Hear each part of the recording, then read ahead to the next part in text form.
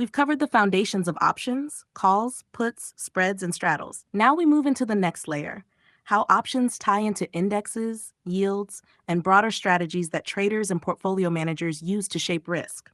Because in the real world, and on the Series 7, options aren't just about single stocks.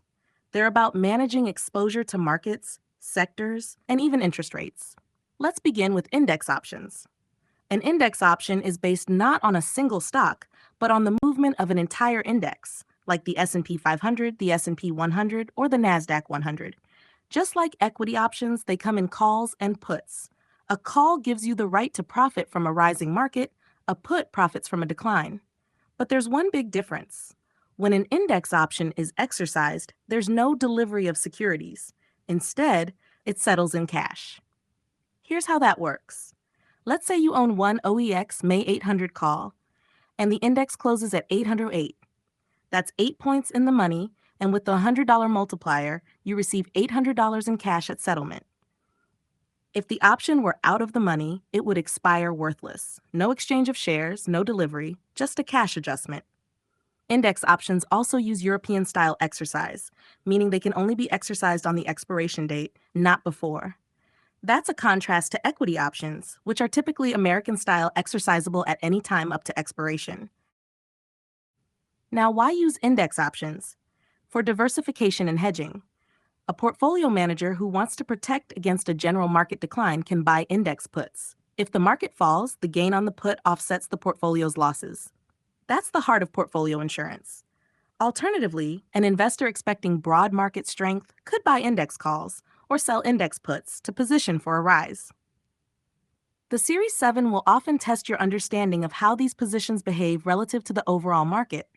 For example, if a manager's portfolio is heavily correlated with the S&P 500 and she wants protection against a near-term drop, the best hedge is to buy S&P 500 index puts. The break-even for index options is straightforward. For a call, it's the strike price plus the premium. For a put, it's the strike price minus the premium. And remember, each index point equals $100 per contract. Next, let's look at VIX options, one of the more modern and nuanced derivatives you'll encounter. The VIX, or Volatility Index, tracks expected volatility in the S&P 500. When traders expect turbulence, when they think markets will swing sharply, the VIX rises. When calm returns, it falls. Here's the key. VIX options move inversely to the market. If the S&P 500 drops sharply, the VIX usually spikes, and VIX calls gain value. If the S&P 500 rises steadily, the VIX tends to decline, and VIX puts become more valuable. These are also European style and cash settled. So again, no shares, just cash differences at expiration. Now let's shift to yield-based options, a topic that's subtle but testable. Yield-based options track interest rates, not prices. They're based on Treasury securities, T-bills, T-notes, or T-bonds, and they measure yields in terms of points, where 1 point equals 0.1%. So a yield-based option with a strike of 60 represents a 6.0% yield. Here's how they behave. If yields rise, yield-based call options increase in value because the underlying interest rate is climbing. If yields fall, yield-based puts increase in value. That means yield-based calls are bearish on bond prices, since bond prices and yields move in opposite directions. And yield-based puts are bullish on bonds. Like index options, yield-based contracts are cash settled and use European-style exercise. Let's take a quick example. An investor buys a July 75 call on the 30-year Treasury yield-based option at a premium of 2. At expiration, the underlying yield is 7.9%. That's 79 minus 75, or 4 points in the money. Each point equals $100, so the contract pays $400. Subtract the $200 premium, and the investor nets a $200 gain. Now, if the yield had fallen below 7.5%, the call would expire worthless. The investor would lose the $200 premium. You'll also see foreign currency options, traded on the Philadelphia Exchange. They work much like index and yield-based options, but the underlying instrument is a foreign currency quoted in US dollars. If you buy a British pound call, you're betting the pound will strengthen against the dollar.